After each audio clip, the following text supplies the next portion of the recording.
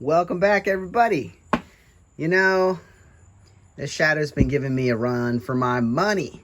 So it's time to just stop getting frustrated and actually take some measurements.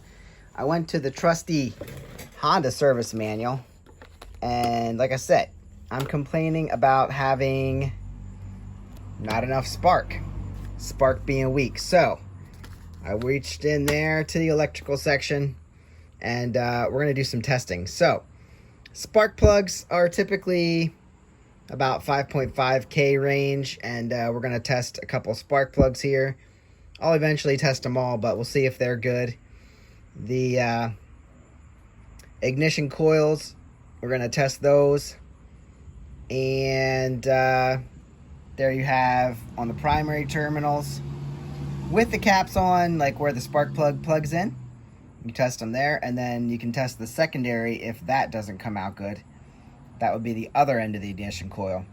And then the pulse generator, if that's weak, we're going to be weak. So we're going to test the white/yellow wire and the white-blue and the blue wire, because that's the front and the rear for the pulse generator. So resistance there is 450 to 550 ohms. So all that stuff I wrote down from the manual. So if it's in spec, she should be fine. And if everything works and tests out fine, then I don't know, we're just gonna run this thing off a cliff. So first thing I figured, I've never tested a spark plug before. I just pretty much replace them. They're cheap, and you usually, I don't know, run after you put new spark plugs in. So figured the first thing we should do, pull out a spark plug. It's a little black sooty, which means, I don't know, it's fine. So first thing we're gonna do, I don't know if I can hold my phone and do this. I should set you up on the workbench, which I'm probably not gonna do. So we're gonna test it from the top here, metal, and then this electrode goes the whole way down through, and we're gonna have to touch the end where the spark would come out. So what we're gonna do here is try, what did I say, 5.5K. So we're gonna set this to 20K, and then we should get a reading. See if I can do this without, I was gonna say making a mess, but all right. I do not have the exact specs for this spark plug, but we're reading right about 440. See, we're touching the top and the bottom of the electrode, and we're reading about 440. So at least we're getting a reading. Now I moved it to continuity, and we're just gonna check and make sure that it's getting ground from the body of the spark plug.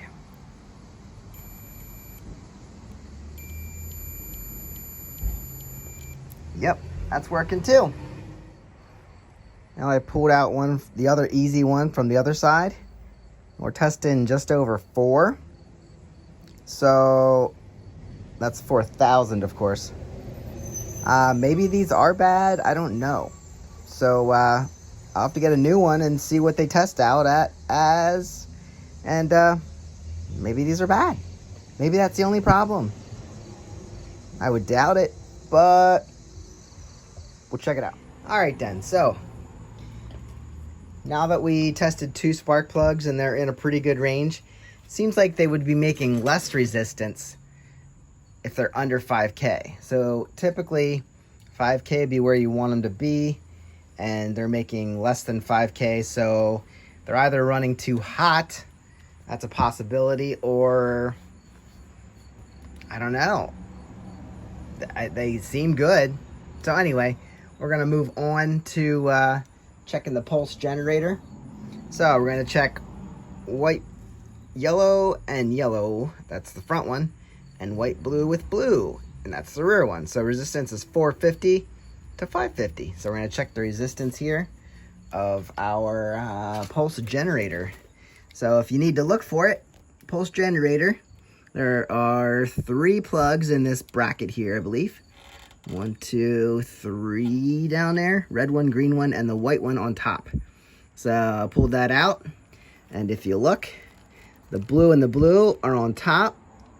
And the yellow are on the bottom. So we're going to check resistance on that. Again, that's 450. 450 to 550. Coming from the service manual. So we're going to set this to 2,000 and see what we get on the bottom. That would be the blues. That'd be on the rear. Now, this should be pretty simple to touch these two wires. Make resistance, make a complete circuit. Come on, guys. This is hard to do when I'm trying to look at the phone, at the camera. Oh my goodness. All right, I'm panicking right now. Sorry. I'm gonna go ahead and touch these and then I'll show you the reading. All right, I think I have it, I'm not moving around too much. 457. So 457, not giving much resistance. Our range is 450 to 550. So it seems like the rears are absolutely perfect. How about the top one? Be the front.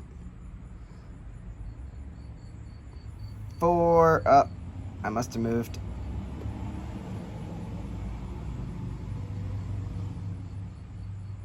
Hold your breath. Oh my goodness. Okay, something's wrong. 462. Okay. I'll take that reading. So it looks like once we settled in, 462. Again, that's within the range and looking good. So pulse generator must be good. Well, guys, I reconnected the pulse generator because that looked great. And now I am testing the coils with the caps in place. And it looks like we should be 23.55 to 30.45. Here we're getting 32.2, which is too high of resistance. Could that be enough to give us a weak spark? I bet it might. So, what's that say? We need new caps, wires. Yeah, maybe we need new coils. Let's check the fronts. Well, folks, looks like the front with the caps installed is right about 32.2. I'm holding it with my knee. It was up to about 32.8. So, question is, we're way over, not way over, but 30.45 is the range. So I would say it's probably time to pull these coils off and test these coils themselves. Maybe get new plugs and wires, or new wires and caps anyway. Okay, tank off, fuel disconnected. Still have that weird drip, whatever. Okay, so here is our ignition coil. I disconnected this little overflow, I'm assuming, for coolant. Yes, I think so. So here is our front coil, and disconnected what looks like a blue wire with a yellow tracer and a black wire with a yellow tracer. And stay out of the way, you little coolant thing. So here we're looking primary windings, terminal 1.89 to 2.32. That's it. That seems really, really small for resistance between these two things. So I guess we set this to the smallest that we can get, which I guess is 200. And let's see if we get a reading as tiny as 2. Let's see where we are. This could be a reason for concern. Let's see if I can get a reading off of this. Let's see, is that going to stay where I want it? Let's find out. All right. If this is connected, I have a reading of 2.7, which is too high. Now, is this really connected? I have a reading of 2.7, and I should be at 2.32. So guys, how much is too much is my question. Make sure this is touching 2.7. Well, that could mean my coils burn out. 2.7. All right.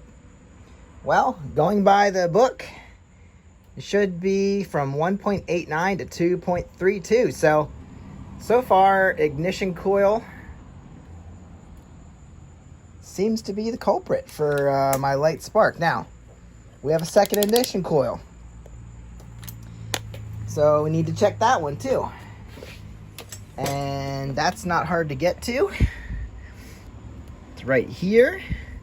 And we just need to pull off the lines from the back and test this coil. It's a little tight. Let's see if I can get them off without messing stuff up.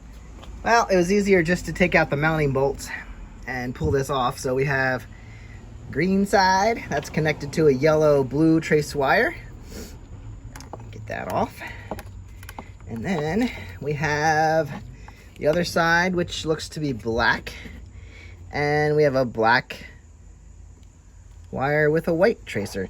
So those are probably the return lines, because we did have a black with a white tracer on the front one, I think. Come on, get off there. So this is basically removed, so if I have to replace it, it's pretty easy to do. And here's our plug wire, and that basically runs right up through, and I can pull all this out at once. So let's get this off and give my rear coil a test on the primary windings. Come on, get off there. Get off of there. All right, got her in here and connected, and we're getting the same reading, 2.7, which again, 1.89 to 2.32 ohms is, that's not gonna work. That is definitely high, giving me more resistance than I need. Well, now I'm trying to test the resistance on the secondary windings, and apparently my probes are not long enough to reach down inside, and wow, I can see it right here. This is how long it goes down inside, so my probe is not long enough to touch inside there. So I guess what seems is we're gonna have to replace the ignition coils. And I'm curious if anybody out there knows what readings are good. Obviously, we can go by the book, but if we're that out of spec on the ignition coils, then I guess that's what's being replaced. And I will, well, we tested both of them. Maybe these are, I don't know if these are Hondas or cheapies. So anyway, I will try to get a reading on the top here. I'll update you on another video what happened there.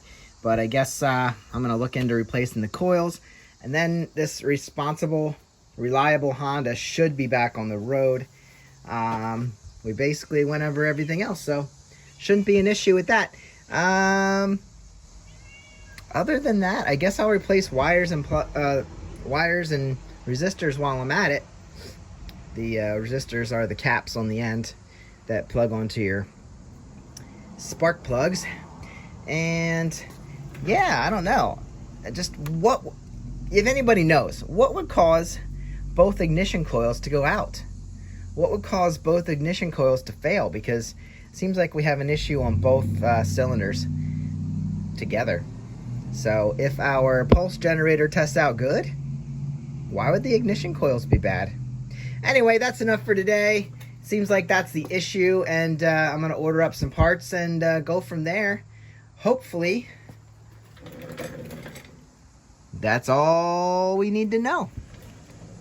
Seems like we're on track for getting this guy back together. Get out and ride if you can, or do some wrenching, and I'll see you in the next one.